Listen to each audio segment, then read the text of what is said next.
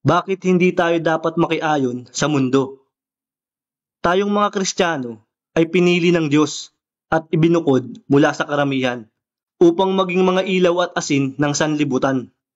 Ang sanlibutan kasing ito ay punong-puno ng kasamaan, pagdurusa at kawalang pag-asa dahil si Satanas ang Diyos ng sanlibutang ito at binulag niya ang mga tao upang sila ay mapahamak sa impyerno.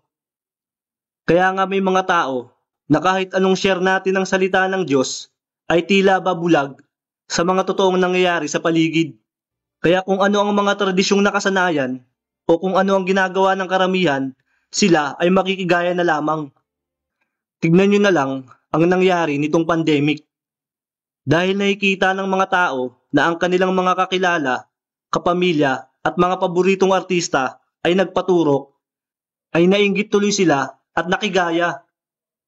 Mga kapatid, huwag po kayong basta-basta maniniwala sa anumang narrative ng mainstream media. Dahil ang lahat ng malalaking kaganapan sa mundo ay planado at stage ng mga Illuminati noon pa. At ginagawa nila ito upang takutin at kontrolin ang mga tao, nang sa gayon ay tanggapin nila ang mark of the beast. Hawak po kasi nila ang lahat ng matataas na organisasyon sa mundo, mapa-healthcare man, military o education sector. In fact, maging ang mga malalaking relihiyon ay hawak din po nila. Kaya mag-iingat po kayo sa pagsali sa anumang sekta o grupo. Dahil hindi porkit mababasa sa Biblia ang pangalan ng kanilang sekta ay biblical na ang lahat ng kanilang itinuturo. May mga sekta kasing nagsasabi na ang leader daw nila ang pagkakatawang tao muli ng ating Panginoong Hesus. Meron din namang nagsasabi na ang founder daw nila ang anghel o huling sugo ng Diyos at tanging iglesia lamang daw nila ang maliligtas. Meron din namang sekta na masyadong itinataas ang kanilang leader at nakapokus na lamang sa kanyang iniwang legacy. Tandaan, hindi po tayo tinawag ng Diyos upang magtayo ng sariling simbahan o gumawa ng sarili nating pangalan. Tinawag niya tayo upang maging tapat niyang lingkod na hindi naghahangad ng glory at kayamanan. At wala rin po ni isa mang sekta o samahan ang pwedeng mag-claim na sila lamang ang maliligtas. Dahil ang kaligtasan ay para sa lahat ng mananampalataya sa ating Panginoong Hesukristo, kahit nasa ang panig man sila ng mundo. Isipin mo na lang, kung totoong may isang sekta lamang talaga na maliligtas, paano na yung mga Kristiyanong yumauna at hindi naabutan ang pagkakatatag ng sektang iyon? Ibig sabihin, hindi sila ligtas? So, always use discernment po mga kapatid, dahil ang dami na pong bulaan ngayon na ginagamit lang ang salita ng Diyos para makapanloko at yumaman. Wala silang takot sa Diyos at kahit nga gift of healing ay pepekiin nila sa pamamagitan ng pagkokontsaba sa mga tao upang magpanggap na sila ay may sakit at bigla na lang gagaling sa harap ng maraming tao. Kahit nga ang speaking in tongues ay sinusubukan din nilang pekiin. Siga mo. Te vrema on på brödvärdsdisk du sin mahantet ke. En und et genyandos doxisique på kukla namen vremenesto. Stelo gla hamalana lelo lendile enkren in stelest karatak. Biblically, ang speaking in tongues ay hindi po basta pagsasalita lang ng gibberish o ng kung ano-ano. Ito po ay pagsasalita ng ibang wika na ipinagkaloob ng Diyos sa mga apostol, na pawang mga simpleng mangingisda at walang formal na edukasyon, upang sa pamamagitan ng gift na ito ay makapangaral sila sa iba't ibang bansa sa wikang nauunawaan ng mga taga roon.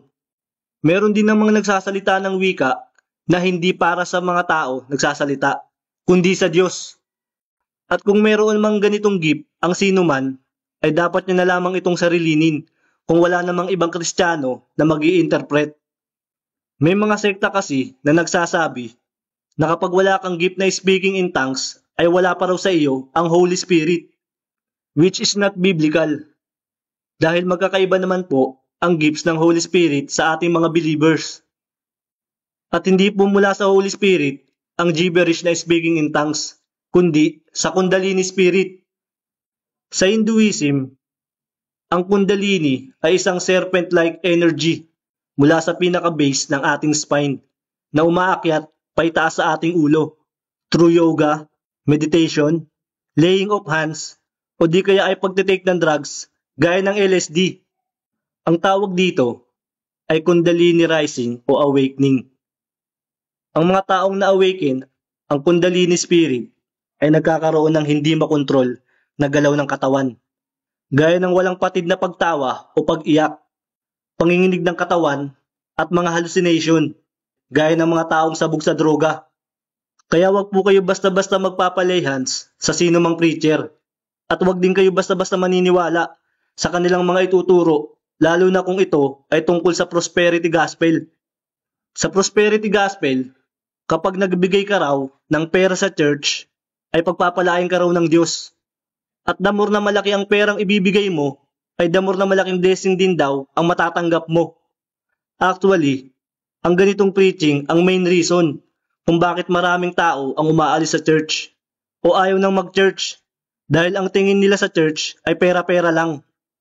Huwag din po kayo basta-basta maniniwala sa mga nagsasabing sila raw ay apostol, propeta o anointed ng Diyos na kayang magpagaling, mag-cast out ng demons o mag-speaking in tongues. Dahil noon pa man ay napakarami na pong namemeke ng mga ganito para utuin at perahan ang mga tao. Sa totoo lang, kahit sinong may masamang hangarin ay pwedeng mag-claim na siya ay apostol, propeta o anointed ng Diyos dahil madali lang naman ipangaral ang salita ng Diyos sa ibang tao. Pero kung i-apply na nila ito sa kanilang mga sarili, ay hindi nila kayang gawin. Kaya kung ako sa inyo, ay kilalanin niyo munang maigi ang isang preacher o ministry bago kayo mag-donate ng pera o sumali. Nang sa gayon, ay hindi kayo magsisi sa uli. Kung kailangan po ninyo ng kagalingan, ay sa Panginoong Hesus po kayo mismo lumapit.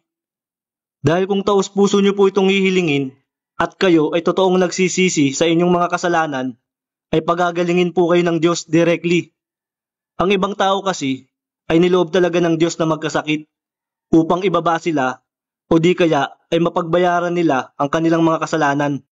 Kaya kahit ipag-pray sila ng sino mang preacher, ay hindi talaga sila gagaling kung hindi ito ang kalooban ng Diyos. Tandaan, sa araw ng paghuhukom ay maraming tatawag sa Diyos ng Panginoon, Panginoon, pero hindi pa rin sila makakapasok sa kaharian ng langit.